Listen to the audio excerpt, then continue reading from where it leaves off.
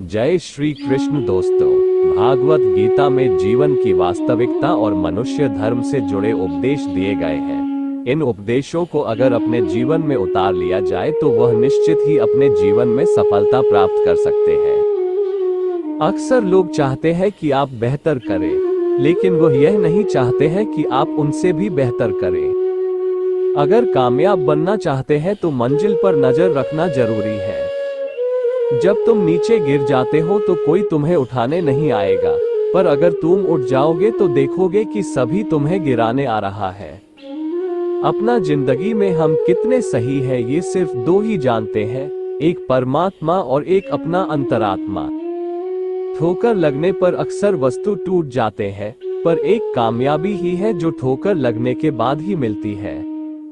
ईमान धर्म को खोकर कमाया गया धन संपत्ति से जीवन सफल नहीं होता है।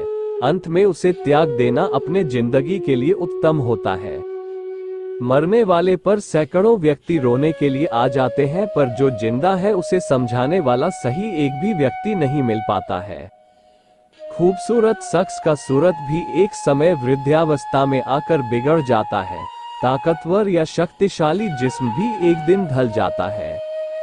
इंसान सिर्फ एक ही बात से अकेला पड़ जाता है जब उसके अपने ही उसे गलत समझने लगते हैं और उसे त्याग देते हैं। जिंदगी में अगर आपको किसी चीज से डर लगने लगे तो उसे हावी मत होने देना चाहिए, बल्कि उस पर हमला करके उसे खत्म कर देने का कोशिश करना चाहिए। सफलता की असली कीमत सिर्फ मेहनत और समय होता है। जितना बड़ा आपका सपना होगा उतना ही मेहनत और समय आपको उन चीजों में आपको देना पड़ेगा। आप सिर्फ उन बातों का जिम्मेदार होते हैं जो आपने कही हो, उसका नहीं जो लोगों ने कही हो। दुनिया भर की अच्छी चीज को छोड़कर जो इंसान सिर्फ नकारात्मक बातों के ऊपर ध्यान देता है, वो उस मक्खी की तरह होती है जो पूरे जिस्म को छोड़कर सिर्फ जख्म के ऊपर बैठता है। क्रोध करना बुरा होता है, लेकिन जहां जरूरत होती है वहां दिखाना जरूरी होता है, वरना गलत करने वाले को एहसास नहीं होगा वो गलत कर रहा है। इस दुनिया में दो तरह के लोग होते हैं। पहली तरह का छोटी सी मुसीबत आने से डर जाते हैं, घबरा जाते हैं, दुखी हो जाते हैं। दूसरा वह लोग जिसके जिंदगी में कितना ही मुसीबत आ जाए वह खुश रहता है, खुद को संभाल लेता है। एक वो जिसके पास सब कुछ होता है पर हमेशा दुखी दिखते हैं, और दूसरा वह जिसके पास चाहे कुछ भी ना हो वह खुश ही दिखते हैं। अगर आप किसी भी व्यक्ति को माफ करते हो तो आप समझदार हो। अगर दूसरी बार माफ करते हो तो आप नर्म दिल हो। अगर आप तीसरी बार भी माफ करते हो तो आप सबसे बड़ा बेवकूफ हो। मजाक और पैसा सोच समझकर उड़ाना चाहिए।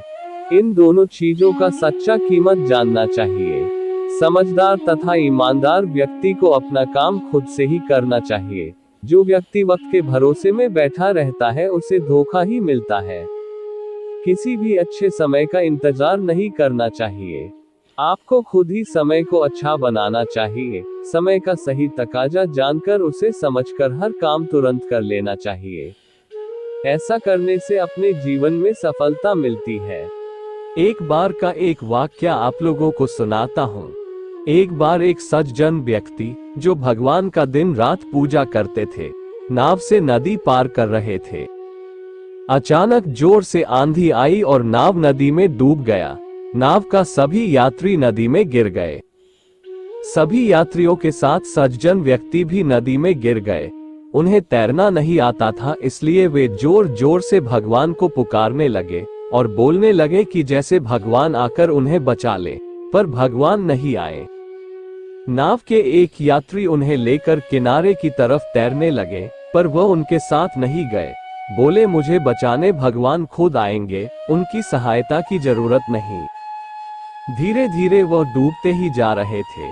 इतने में कुछ देर बाद एक और नाव आया सभी डूबे यात्रियों को बचाने के लिए।